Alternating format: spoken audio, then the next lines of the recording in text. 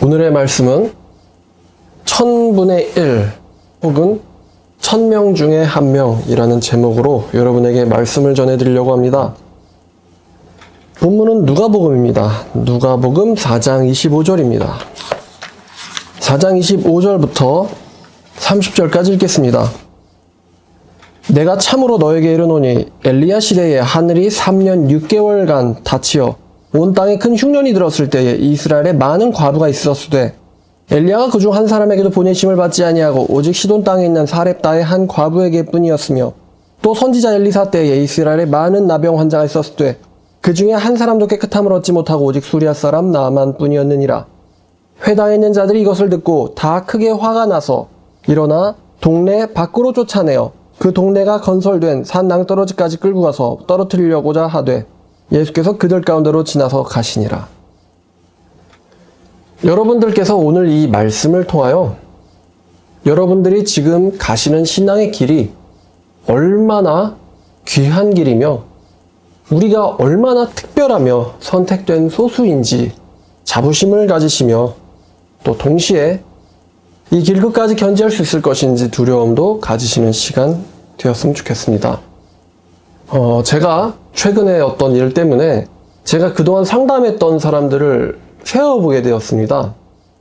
대략 한 3,000명 좀 안 됩니다. 상당히 많죠? 저도 그렇게 많을 줄은 몰랐어요. 신앙에 대한 상담도 있고요.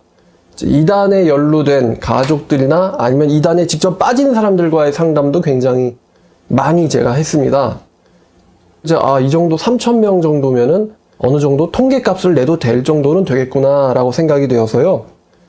근데 제가 상담을 하면서 혹은 신앙 상담을 하면서 혹은 탈퇴하고 나서 탈퇴자들의 그 후유증에 대한 상담을 하면서 어리석은 사람과 지혜로운 사람이라는 이 두 기준을 제가 세우게 되었습니다. 암만 생각해봐도요, 어리석은 사람과 지혜로운 사람의 기준은 이렇습니다. 어리석은 사람이란 먼저와 나중을 구분을 잘 못합니다. 먼저 해야 될 일과 나중에 해야 될 일을 구분을 잘 못해요. 일의 우선순위를. 이게 첫 번째 특징이고요. 두 번째 특징은 작은 손해에 집착해서 큰 손해를 받는다는 것입니다. 그러니까 큰 그림은 보지 못하는 거죠. 예를 들면 이렇습니다. 이제 신천지에 빠져 있다가 나왔어요. 그러면은 제가 경험한 바로는 신천지에 빠져 나오면은 상당히 깊은 영적인 상처와 후유증을 갖게 됩니다. 그런데 그 상처와 후유증이 일상생활에도 문제를 미치지만 더욱 근본적으로 문제가 심각한 것은 이들이 지옥에 가게 된다는 겁니다. 지옥에 가는 이유가 신천지를 다니기 때문이 아닙니다. 신천지에서 나온다고 천국 가는 게 아닙니다. 우리가 천국 가는 이유는 신천지에서 나왔기 때문이 아니라 예수님을 영접해서 그분을 나의 주님으로 섬기고 살았기 때문이거든요. 그래서 나오는 거에서 만족하지 아니하고 우리가 주님과 동행하는 단계까지 가야 되거든요. 주님과 동행하는 단계까지 가면은 정신적인 후유증, 영적인 후유증 전부 고쳐집니다. 말라서 말인데요. 우리는 신천지에서 나오게 하는 개종 상담을 절대로 회심 상담이라고 불러서는 안 됩니다. 그거는 상담을 받는 사람에게 큰 착각을 일으킵니다. 나온 게 회심한 거구나. 근데 회심이라는 것은 주님에게로 돌이킨 걸 말하는 것이지 종교가 바뀐 걸 말하지 않습니다. 예를 들어 신천지에서 회심 상담 받고 나온 사람이 하나님의 교회에 빠진다거나 이러면 이걸 어떻게 설명하겠습니까? 개종과 회심은 좀 다른 일이죠. 그래서 주님과 동행하는 단계까지 나가야 되는데 이 신천지에 빠진 사람들이 자기가 신천지에서 상당히 많은 물질적, 시간적 손해를 받잖아요. 그러니까 그거를 만회하려고 이제 종교 생활이나 신앙 생활이나 말씀을 묵상하는 거나 하나님께 가까이 가는 이런 노력들을 굉장히 쓸데없고 무가치한 일로 여깁니다. 아주 어리석은 경우는 무신론자가 되기도 하고 교회에 대한 회의를 갖기도 하고요. 이런 영적인 일들에 대해서 굉장히 무가치하게 여겨요. 그러면서 저한테는 요즘 막 힘들다. 무슨 왜 사는지 모르겠다. 삶에 활력이 없다. 자살감이 든다. 이렇게 저한테 하소연을 합니다. 제가 말씀으로 가야 된다라고 왜 그런 무력감이 생길 수밖에 없는지 말씀으로 가야 된다라고 아무리 얘기를 해도 그게 그 사람들한테는 계산으로 느껴지는 것 같아요. 그래서 작은 손해에 집착해서 큰 손해를 받는다. 인생을 얼마나 우울하게 살겠어요? 자, 근데 반대로 지혜로운 사람은 특징이 이렇습니다. 중요한 일과 사소한 일을 구별할 줄 압니다. 중요한 일과 사소한 일을 구별할 줄 알고 중요한 일을 할 때는 사소한 일에 얽매이지 않습니다. 그리고 이 사람들의 두 번째 특징은 큰 그림을 보기 때문에 작은 손해는 아무것도 아니라고 생각합니다. 마치 이런 거죠. 집안에 낡은 전기장판이 있습니다. 근데 이 낡은 전기장판을 고치든지 아니면 새로 사야 돼요. 근데 전기장판 값을 아낀다고 낡은 전기장판을 계속해서 고집해서 쓰다가 집안에 불을 내고 마는 경우입니다. 자, 그럼 제가 한 3,000명 정도 상담하면서 뭐를 또 느끼냐면요. 정말 괜찮은 사람들이 1년에 한두 명 정도밖에 안 나온다는 겁니다. 제가요, 이런 경험을 했거든요. 저는 매년 송구영신 예배 드리면서 새해가 될 때마다요, 이런 기대감을 갖습니다. 올해는 어떤 괜찮은 사람을 만날까? 기대가 되고 신나요. 왜 신나냐면은, 지난 역사 동안 괜찮은 사람을 안 만난 해가 없었어요. 매년 만납니다. 그러니까 새해가 되면은, 야, 분명히 이번에도 또 누구를 만나겠지? 그게 기대가 되는 거예요. 근데 그때는 물론 제가 얼마나 많이 상담을 하는지 몰랐기 때문에 대충 느낌이 1년에 한두 명이에요. 근데 보니까 제가 1년에 1,000명 정도를 상담을 하더라고요. 그러니 앞으로 더 많아질 겁니다. 앞으로 더 많아지겠죠. 제가 이제 해외 쪽으로도 신앙 상담을 계속 늘려서 배워서 이제 누군가한테 또 알려드릴, 그러니까 전수하고 가르치고 그럴 계획까지, 그러니까 후임을 키워야겠죠. 자, 그럼 이 괜찮은 사람들은, 영적으로 괜찮은 사람들은 어떤 특징이 있냐면은, 이 사람들은요, 우리가 이 문제를 해결하기 위해서, 내 후유증 문제를 해결하기 위해서 뭐를 선택해야 할지 알고 있다는 거예요. 말씀을 선택한다는 겁니다. 다시 말하면은 보이지 않는 하나님을 신뢰를 해야 된다라는 걸 알아요. 그게 이제 눈으로 보여주는 건 말씀을 선택하는 거예요. 자, 그리고 두 번째, 이 말씀을 선택한 사람들이 성경을 공부하되 순수한 마음으로 말씀에 접근하며 말씀을 포기하지 않는다는 겁니다. 그 말은요, 뒤집으면요, 말씀을 붙잡아도 순수한 마음으로 말씀을 붙잡지 않고 내가 이걸 통해서 어떤 이득을 얻어야겠다, 이렇게 계산을 한다는 거죠. 순수하지 않은 마음으로 말씀을 붙잡고 또한 말씀을 공부하면서 한마디로 말하면 열정이 식어버리는 거예요. 그래서 처음과 나중이 완전 다릅니다. 자, 그럼 괜찮은 사람들은 말씀을 선택하되 끝까지 한결같다는 거죠. 오늘 본문 말씀은 하나님을 잡을 줄 아는 지혜를 가진 사람들이 얼마나 적은지를 우리한테 적나라하게 보여줍니다. 예수님께서 말씀하시기를 엘리야 때에 이스라엘 전국에 엄청나게 많은 과부들이 있었는데 그 중에 하나님으로부터 보내심을 받은 사람은 사렙다 과부 한 명밖에 없었다. 여러분, 이스라엘 전체 인구가 얼마입니까? 대략 수백만 명은 될 겁니다. 당시에. 근데 수백만 명이나 되는 전체 인구들 중에 과부가 상당히 많이 있었는데 그 중에 하나님의 선택된 자 엘리야의 보내심을 받은 사람은 사렙다 과부 한 명밖에 없었다. 또 나아만 때, 엘리사 때 굉장히 많은 문둥병자들이 이스라엘에 많았지만 그 중에 깨끗함을 받은 사람은 수리아 사람 나아만밖에 없었다. 보내심을 받다, 깨끗함을 받다, 둘 다 신약의 의미로 가져오면 구원을 받다라는 의미로 해석될 수 있습니다. 여러분, 엘리야 말이 나왔으니까 말인데요. 우리가 열왕기상 18장에 있는 엘리야와 바알 사이의 대결을 좀 봤으면 좋겠습니다. 열왕기상 18장은 우리가 익히 잘 알고 있는 엘리야 선지자랑 이세벨 및 아합 휘하에 있는 바알 선지자들과의 싸움입니다.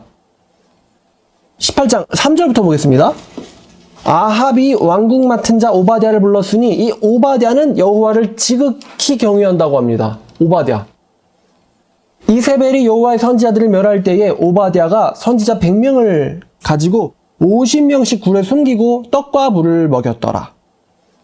이세벨이나 아합이 집권하던 시절에 오바댜라는 선지자가 주의 선지자 100명을 돌봤다고 합니다. 자, 그럼 적어도 오바댜와 주님에게 속한 이세벨에 의해서 목숨을 노림당하고 있는 사람들 100명은 있습니다. 자, 그런데 16절 이하를 보니까 오바댜가 아합을 만나가지고 그에게 말하되, 아합이 엘리야를 만나러 가다가 엘리야를 볼 때에, 자, 이제 어떻게 아합과 엘리야가 만나게 되냐? 오바댜가 간청을 했어요. 제발 만나달라고. 그래가지고 엘리야가요, 오바댜를 봐서 아합을 만납니다. 하나님을 경외하는 사람이기 때문에 부탁을 들어준 거죠. 그래서 아합 왕이 엘리야를 보더니만 하는 말이, 네가 이스라엘을 괴롭게 하는 사람이여 너냐? 이래요. 엘리야를 볼 때에 아합이 그에게 이르되, 이스라엘을 괴롭게 하는 사람이 너냐? 엘리야가 대답하되, 내가 이스라엘을 괴롭게 하는 것이 아니고 당신과 당신의 아버지의 집이 괴롭게 하였으니 이는 여호와의 명령을 버렸고 당신이 바알들을 따랐습니다. 그런즉 사람을 보내 온 이스라엘과 이세벨의 상에서 먹는 바알의 선지자 450명과 아세라의 선지자 400명을 갈멜산으로 모아 내게로 나오게 하소서. 아합이 이에 이스라엘의 모든 자손에게로 사람을 보내 선지자들을 갈멜산으로 모으니라. 자, 그러면 이 바알과 아세라를 섬기는 사람들의 종족이 뭘까요? 이스라엘에 살고 있으니까 유대인들이겠죠? 엘리야가 모든 백성에게 가까이 나아가 이르되, 너희가 어느 때까지 둘 사이에서 머뭇하려느냐? 둘 사이가 누굽니까? 여호와와 바알입니다. 여호와 하나님과 바알 사이에서 머뭇하려느냐? 여호와가 만일 하나님이면 그를 따르고 바알이 만일 하나님이면 그를 따를지니라 하니 백성이 말 한마디도 대답하지 아니하는지라. 엘리야가 백성에게 이르되, 여호와의 선지자는 나만 홀로 남았으나 바알의 선지자는 450명이로다. 한탄을 하고 있죠. 자, 여러분, 이스라엘 백성들이 여호와한테 몇 번이나 신세를 졌을까요? 이스라엘 백성들이 여호와에게 신세를 진 게 몇 번입니까? 여호와 하나님께.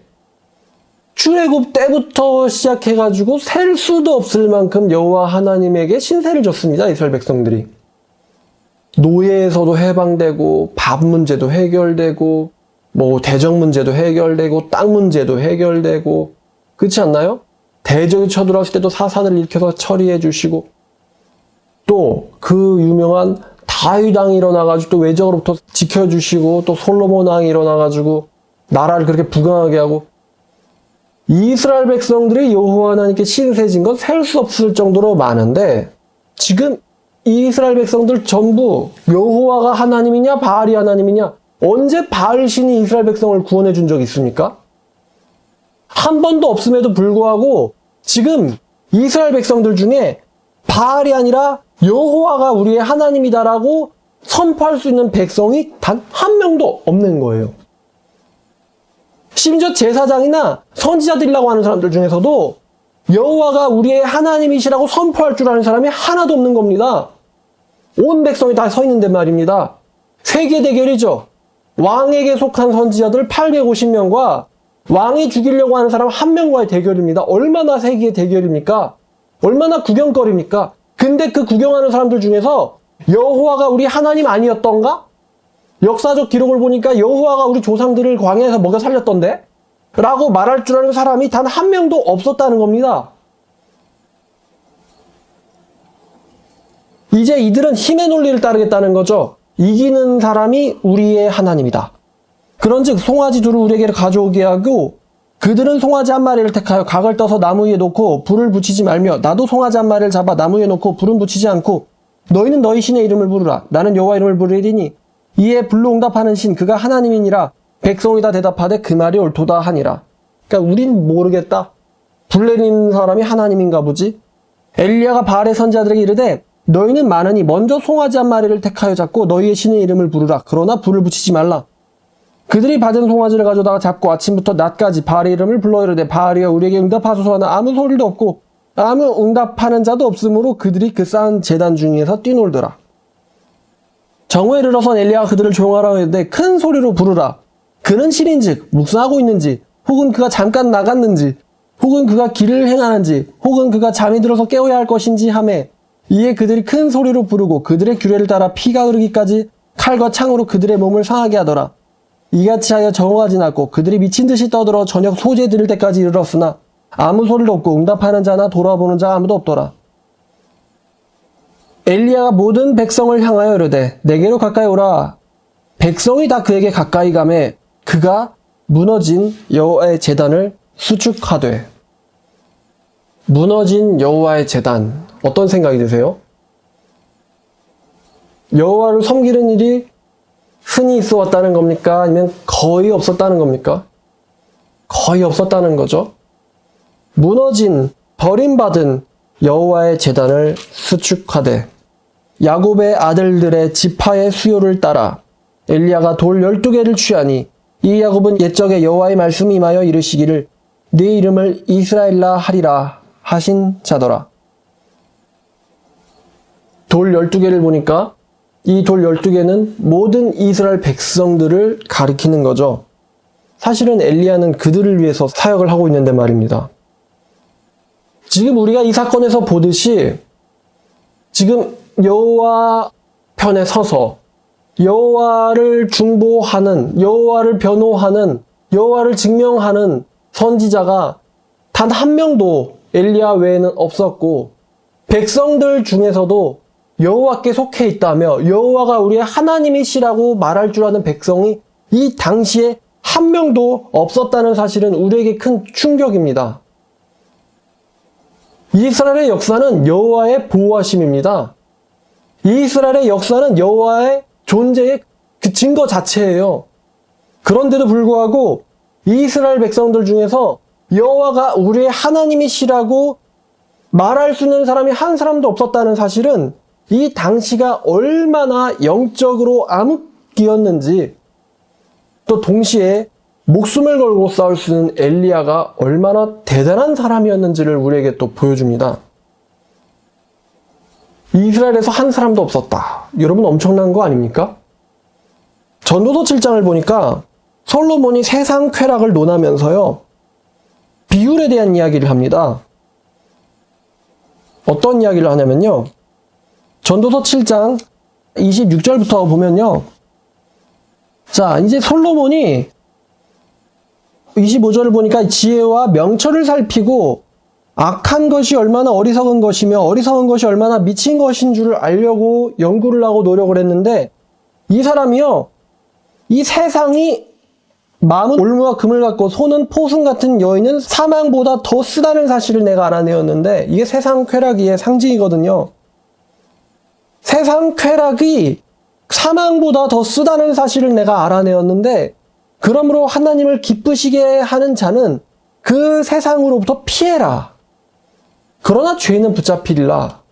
라는 얘기를 하면서요, 27절 이하를 보니까 전도자가 이르되 보라, 내가 낱낱이 살펴서 하나하나씩 살펴서 그 이치를 연구해 이것을 깨달았는데, 그게 뭐냐면 내 마음이 계속 찾아보았으나 아직도 찾지 못한 것이 이것이라. 1000사람 가운데서 한 사람을 내가 찾았으나 라고 얘기합니다, 솔로몬이.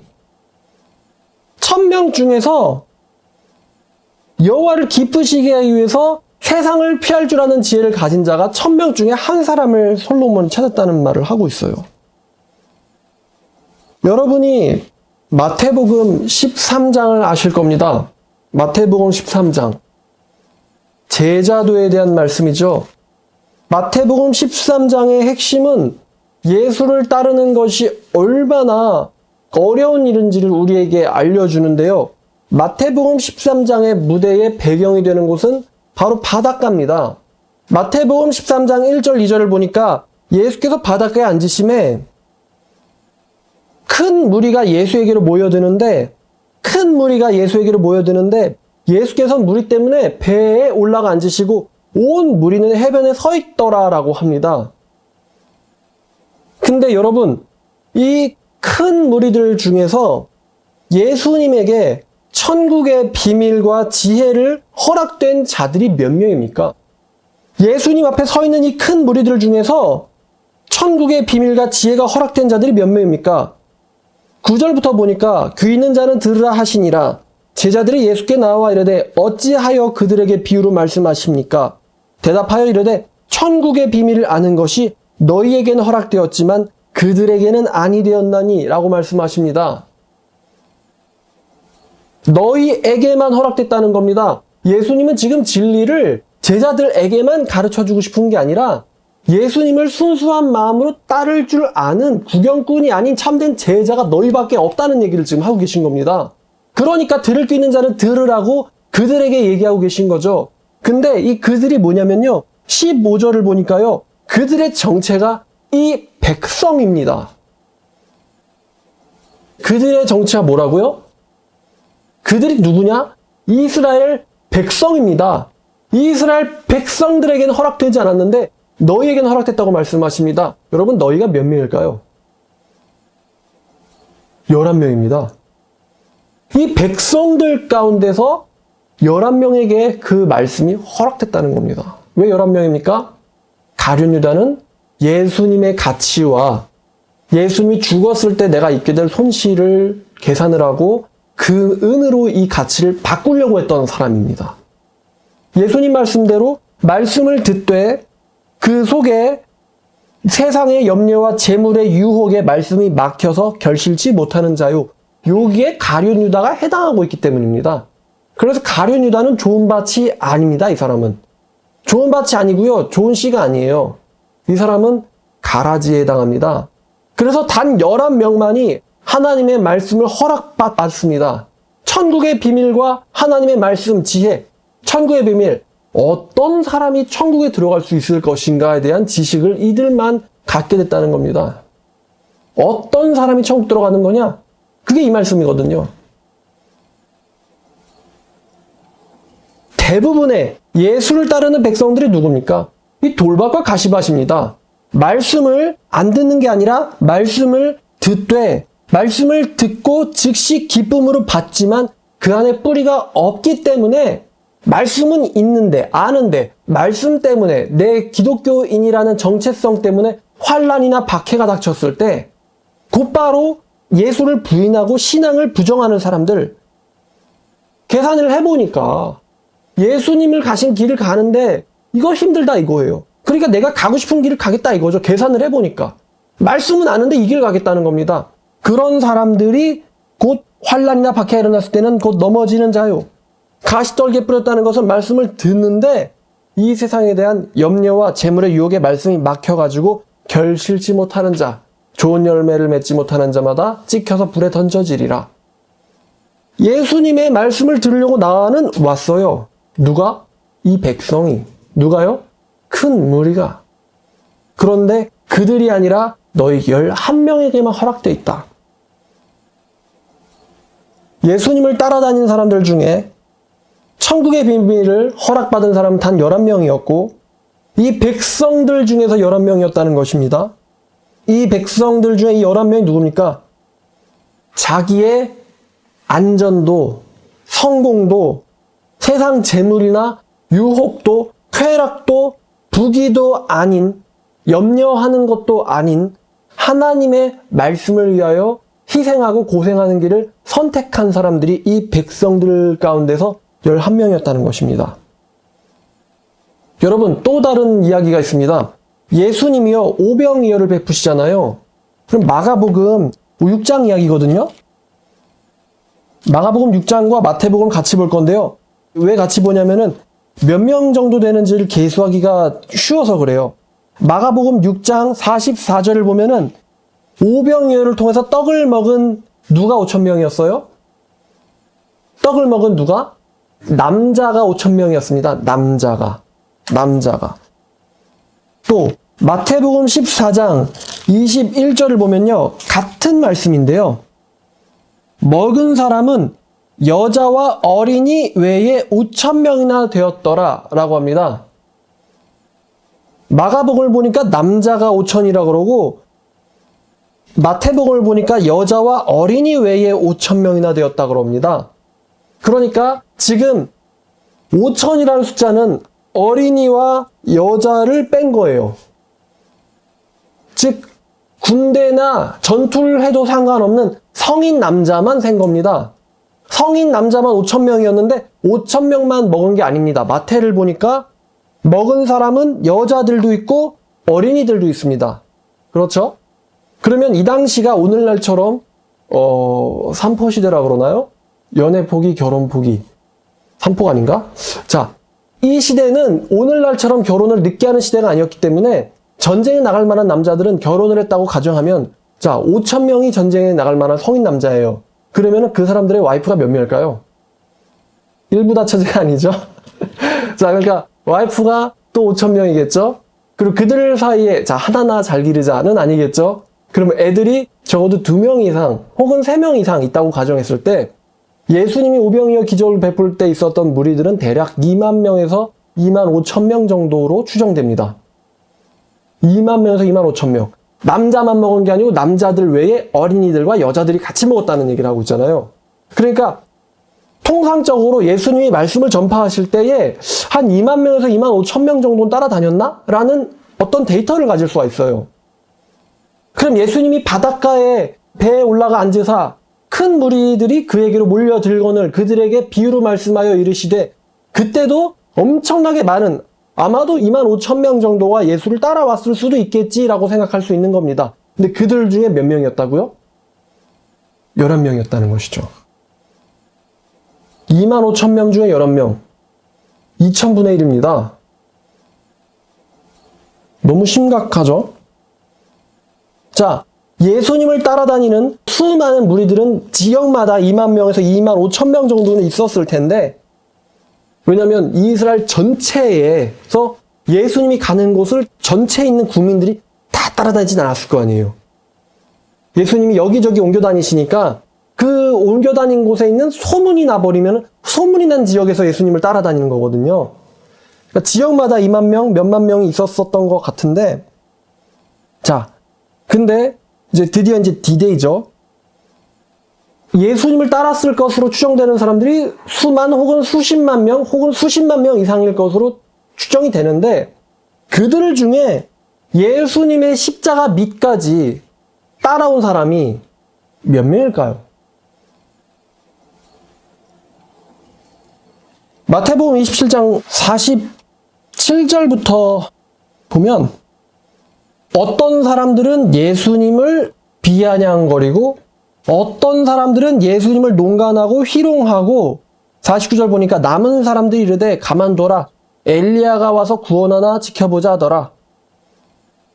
자 54절 5절 보니까요 백부장과 함께 예수를 지키던 자들이 있었고 55절을 보니까 예수를 섬기며 갈릴리부터 따라온 많은 여자들이 거기에 있어 멀리서 바라보고 있었다.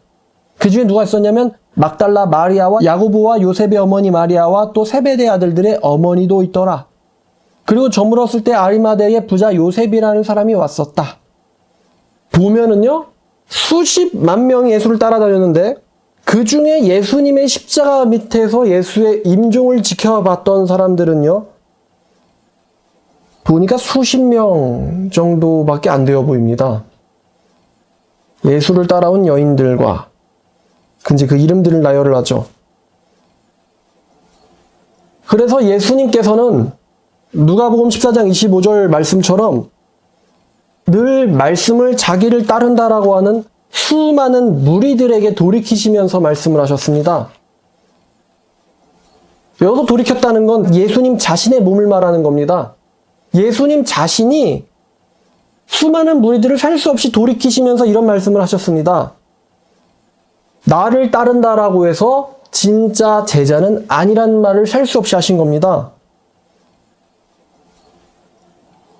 수많은 사람들에게 말씀하셨고 실제로 요한복음 6장 65절을 보면은 또 또 이르시되 그러므로 전에 너희에게 말하기를 내 아버지께서 오게 하여 주시지 아니하시면 누구든지 내게로 올 수 없다 하였노라 하시니라.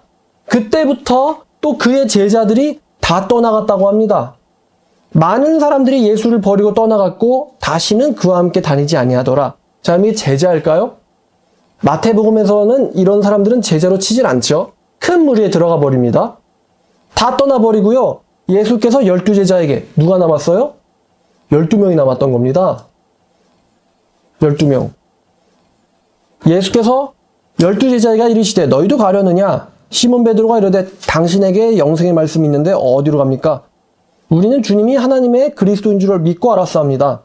예수께서 대답하시되 내가 너희 12를 선택하지 않았느냐? 그러나 너희 12 중에 한 사람은 마귀니라. 실제로 많은 제자라 자칭하는 사람들 중에 예수님의 말씀을 듣고 상처받아서 예수를 떠나갔던 사람들이 12명 빼고는 다였다는 거죠. 요한복음 그걸 보여줍니다.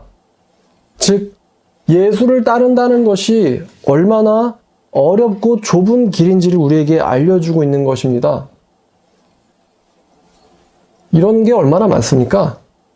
여러분 출애굽했을 때 모세가 시내산에 가서 여호와를 만났습니다. 그래서 계명을 받죠. 계명을 받고 내려오고 있는데 백성들이 뭘 하고 있습니까? 금송아지 만들어서 우상을 숭배하죠. 이게 우리를 애굽에서 만들어 놓은 신이라고, 인도에 낸 신이라고. 모세가 그걸 보고는 어이가 없어가지고 돌판을 던집니다. 200만 명이죠? 200만 명이 넘는 사람들입니다. 200만 명이 넘는 사람들을 데리고 왔더니 걔네들이 다 뭘 경험했어요?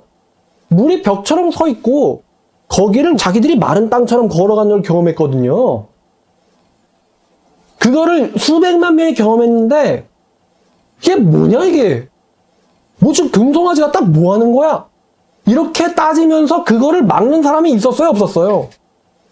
없었다는 거예요. 모세가 얼마나 기가 막힙니까? 아니 뭐 기적을 보고 나서 몇십 년 지난 것도 아니고 지금 난 이제 얘네들 인도하여내고 산에 올라가가지고 여호와랑 대면하면서 하나님을 만나 뵙고 말씀을 듣고 왔는데 얘네들 내려보니까 뭐하고 있냐 지금? 6월절에서 생명을 주신 그 여호와 하나님, 구름기둥과 불기둥으로 우리를 지켜주신 여호와 하나님, 홍해를 마른 땅 가득 건너가게 하신 그 여호와 하나님, 우리를 죽이려고 하는 바로의 병거, 그거를 물로 덮어버리신 여호와 하나님, 그때 찬양하면서 춤췄잖아요. 근데 금송아지를 보면서 이거 뭐 하는 거냐라고 말리는 백성이 있었어요? 여호수아 시대만 넘어가도 사사 시대가 됐을 때 사사들이 일어나가지고 혼내질 않으면 여호와의 백성들이라는 사람들은 다 우상 섬기고 아세라 섬기기에 정신이 없었어요. 엘리야 때에도요. 그 850명이나 되는 성직자라는 사람들 중에 엘리야라는 사람을 제외하면은 다 바알 아세라가 신이라고, 이스라엘의 신이라고. 그들한테 미혹당해가지고 백성이라는 애들을 모든 이스라엘에서 다 모아놨는데 그들 중에 여호와가 하나님이라고. 야, 우리가 출애굽할 때 우리 건너게 해준 그분이 여호와 아니었어? 이렇게 얘기할 줄 아는 사람이 그 당시에 모세오경이 없었습니까? 그렇게 얘기할 줄 아는 사람이 백성 중에 한 명도 없었어요. 한번 불러봐. 그리고 나서 결정해보게. 이게 믿음입니까? 그죠? 믿음인가요, 그게? 줄을 서야 되는데. 어떡하지? 계산하고 있잖아요. 오죽하면 하나님께서 예레미야한테 이스라엘을 다 다녀보고 예루살렘에서 한 명 찾으면 내가 예루살렘 용서하겠다라는 말씀을 하시겠습니까? 예레미야 5장 1절에서. 예수님 때에도 수많은 사람들이 이 우병이요, 이거 맛있구만. 어떻게 계속 나오냐? 그러는데 그들 중에서 예수님한테 천국 말씀 듣기 합당하다 라고 분류된 사람들은 12제자밖에 없었다는 거예요.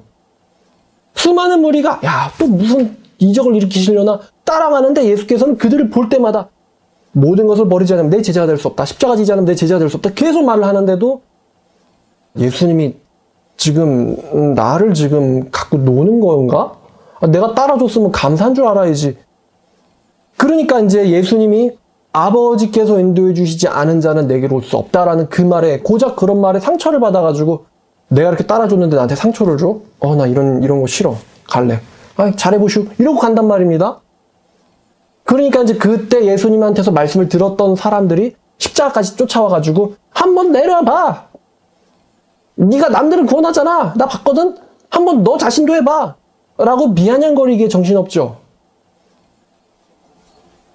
열왕기상 19장 18절에 유명한 말이 있습니다. 여호와께서 말씀하시기를 내가 이스라엘 가운데 7,000명을 남기리니 다 바알에게 무릎을 꿇지 아니하고 다 바알에게 입맞추지 아니한 자니라. 이렇게 말씀하십니다. 어떤 분들이 이걸 보고는 야, 그래도 그 당시에 7,000명은 있지 않았을까요? 라고 생각을 하실 텐데요. 여기서 7,000이라는 숫자는 정확하게 상징수입니다. 여러분들 중에 요한계시록 숫자의 비밀이라는 말씀을 들으신 적이 있는 분은 7이라는 숫자가 예수님의 재림 전까지 가리키고 있는 일시적으로 모든이라는 뜻을 갖고 있고 1000이라는 숫자는 많다라는 뜻을 갖고 있다는 걸 여러분들은 아실 겁니다. 7,000이란 여호와께서 남겨놓으신, 여호와께서 세상을 심판하기 전까지 남겨놓은 하나님을 경외할 줄 아는 사람들을 가리키는 거지 엘리야 당시에 딱 7,000명 있었다는 말이 아닙니다. 이 사람이 이렇게 말하잖아요. 여호와의 제단을 수축하면서 아무도 수축하는 사람이 없는 거예요. 바알의 선지자는 450명이로되 여호와께 속한 자 나 하나뿐이다. 백성 중에 아무도 없느냐? 엘리야 본인이 그렇게 한탄하잖아요. 하소연을 하잖아요. 또 어떤 분들이 이렇게 말할 수 있어요. 그래도 사도행전 시대 보세요. 베드로가 설교하니까 믿는 자가 3,000, 5,000 더하지 않습니까? 근데 제 생각에 지금은요. 사도행전 시대가 아닙니다. 지금은 사도행전처럼 사도들의 그 초기에 선교가 일어나가지고 막 부흥하던 시대가 아니라는 겁니다. 지금은 사도행전처럼 선교의 부흥이 일어나는 시대라기보다는요. 지금은요. 예수님 말씀에 따라서 믿음을 세상에서 찾기 힘든 말세 시대라는 거죠. 누가복음 18장 8절을 보면 인자가 오리라. 근데 인자가 올 때 세상에서 믿음을 보겠느냐? 믿음을 보겠느냐? 라고 말씀하시는 거예요. 인자가 올 때에 세상에서 바알에게 붙지 아니하고 아세라에게 붙지 아니하고 세상 부귀와 명예와 쾌락과 성공과 재물의 유혹 이런 거에 끌려가지 않고 여호와의 말씀에 희생할 줄 아는 사람을 내가 올 때에 찾아볼 수 있겠느냐? 라고 예수님이 한탄을 하고 계세요. 이게 엄청나게 적은 소수라는 겁니다. 노아 때에도 그랬듯이요. 온 세상에서 여호와의 말씀을 듣고 믿어 두려움으로 구원에 이른 사람은 8명. 온 세상에서 몇 명이라고요? 8명. 지독하게 낮은 비율입니다. 그런데 우리들은요. 그냥 교회만 다니면 모든 문제가 해결됐다고 생각합니다. 특히 천주교 사람들이 심합니다. 개신교도 요즘엔 그게 심해요. 교회만 다니면은 세례받았으면은 교인 등록됐으면은 천국 갈 줄 압니다. 이게 사이비 종교에서 교적부가 생명책이라고 주장하는 거랑 뭐가 다릅니까? 교주의 교적부가 생명책이니까 교인 명부에 이름이 올라가면 나는 영혼 문제 해결됐다. 이렇게 믿는 사이비들의 신앙이랑 뭐가 다르냐는 거죠. 우리의 심판은 생명책이 교인 등록부가 아니죠.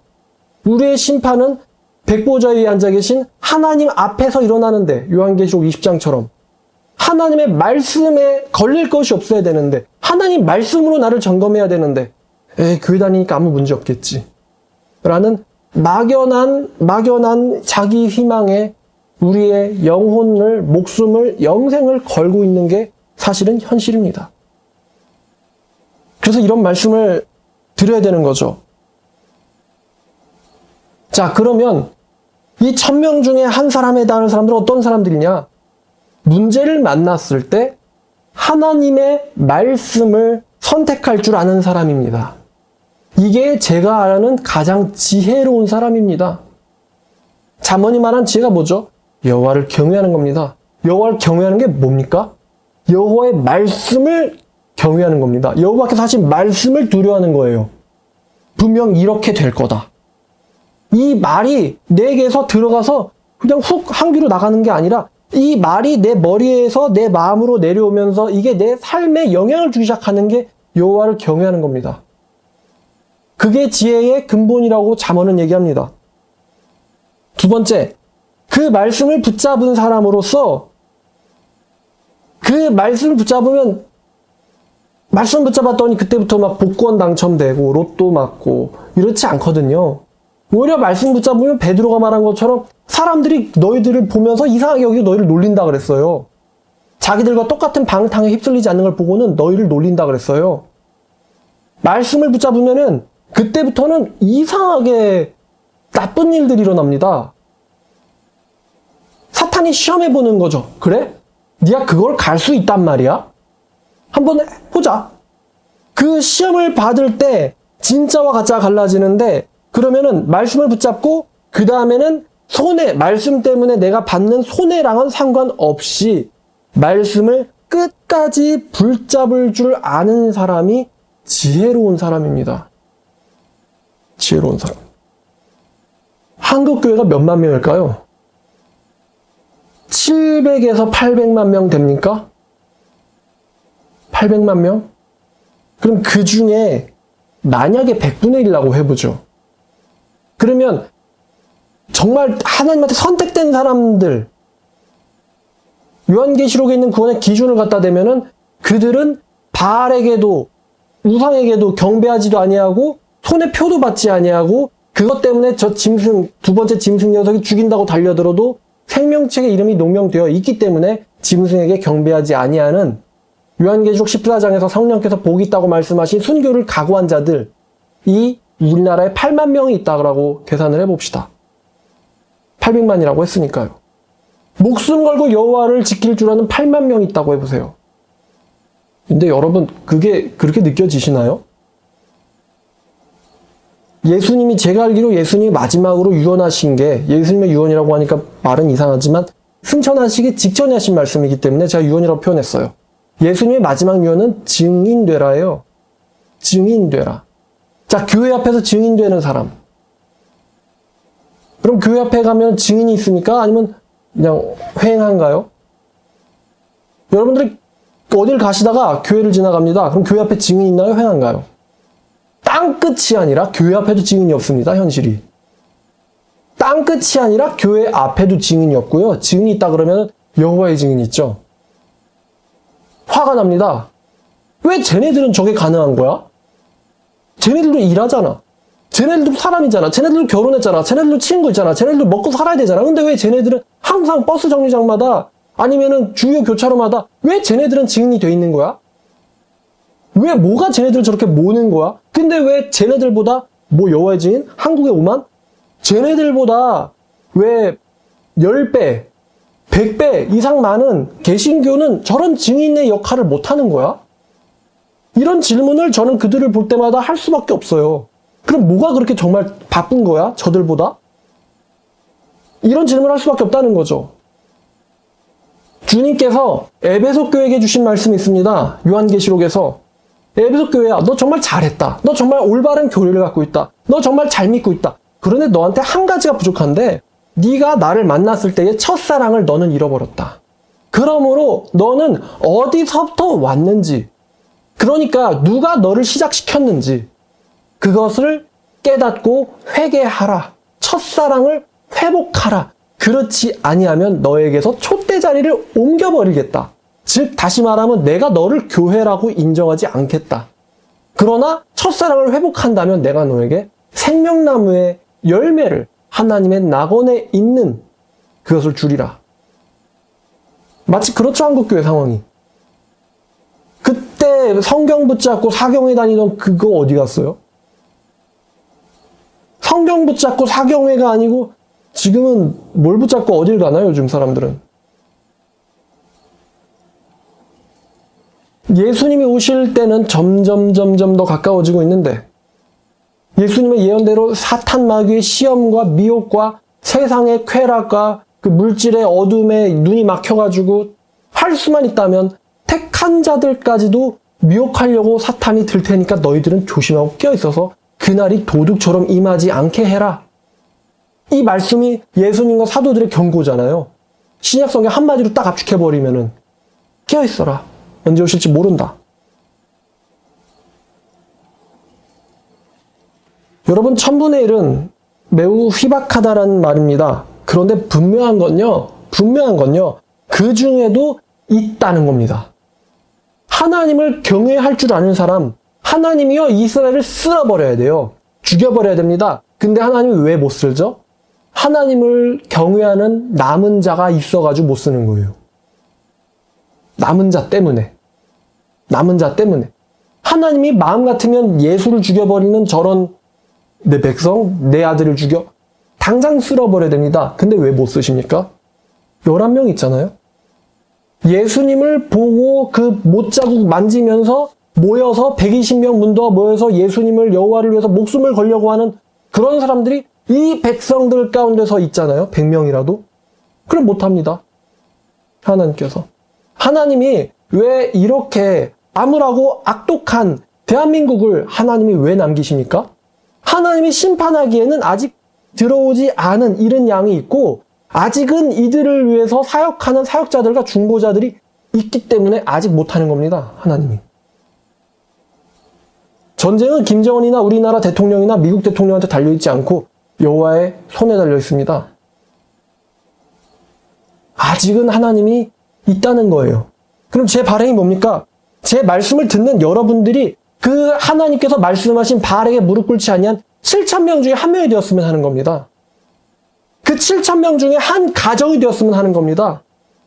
여호와께 속해 있는 아직은 발에게 절대 무릎 꿇지 않으려고 하는 7,000명 중에 한 명이 저와 여러분들이었으면 좋겠습니다. 여러분들은요, 굉장히 탁월한 선택을 하신 분들입니다. 왜냐면요, 이렇게 교회 나오는 것이 쉬운 것 같아 보이지만요, 여러분들은 굉장히 많은 선택지 중에서 말씀을 잡았습니다. 어떤 사람들은 정명석 씨를 이 시대의 말씀의 사명자로 선택하기도 합니다. 어떤 사람들은 김주철 장길자 하나님을 선택하기도 하고요. 어떤 사람들은 신천지를 선택하기도 합니다. 어떤 사람들은 세습교회를 선택하기도 하고요. 어떤 교회는 불받아요. 그런 교회를 선택하기도 합니다. 근데 여러분들은요, 하나님의 말씀을 선택하기로 결단한 겁니다. 그런 결단을 할 줄 아는 사람들이 극히 드물다는 거예요. 그러니 여러분들이 이제 하셔야 될 일이 뭡니까? 그 한 번 붙잡은 그 말씀을 절대로 버리지 않고 끝까지 예수님이 오시든지 내가 예수님한테로 가든지 그날이 올 때까지 절대로 놓치지 않는 겁니다. 예배소 교회에게 하신 말씀처럼 절대 이들이 교리도 섰고 온전하고 이단과도 싸우는 교회인데 문제는 얘네가 첫사랑을 잃었지? 그렇다면 나는 주님에 대한 첫사랑을 잃지 말아야겠다. 주님이 남겨놓으신 7,000명 그 중에 한 명이 내가 돼야겠다. 예수께서 승천하시기 전에 하신 말씀, 증인되어라. 나의 증인되어라. 그 말씀을 실천하는 사람, 그게 내가 돼야겠다. 힘들고 쪽팔리고 그게 뭐가 문제인가? 이단에 속한 사람들도 추위에 떨면서 포기하지 않든가. 대진성주회라는 곳에 있는 사람들은 기온이 30도가 넘어도 기온이 영하 10도 아래로 내려가도 길거리에서 포교를 합니다. 물론 조금 그건 심하다고 생각은 되는데요. 그들 보면서도 뭐가 저들을 저렇게 끌어들이는가? 신천지를 보면서도 뭐가 저들을 저렇게 끌어들이는가? 하나님의 교회를 보면서도 뭐가 저들을 저렇게 말씀으로 끌어들이는가? 엉터리 말씀이긴 하지만요. 그러면 우리에게는 진리가 있잖아요. 진리. 믿음이 있잖아요. 보이지 않는 것의 증거, 바라는 것들의 실상인 진리에 대한 믿음이 우리에게 있지 않습니까? 보이지 않는 것들, 우리가 바라고 있는 것들, 바로 천국에 대한 실상이, 증거가 우리에게 믿음으로서 있지 않습니까? 믿음으로 모세는, 믿음으로 아브라함은, 믿음으로 삼손은, 다윗은 애굽에서 그 보화, 잠시 죄악의 낙을 누리는 것보다 그리스도와 함께 그 백성들과 함께 고난받는 것을 더 큰 보화로 여겼으니 이는 그가 상주심을 바라봄이라. 얼마나 멋있는 말입니까? 왕자 자리 때려쳐 난 고난받을래. 바로의 아들보다 하나님의 백성의 선지자가 좋겠어. 광야?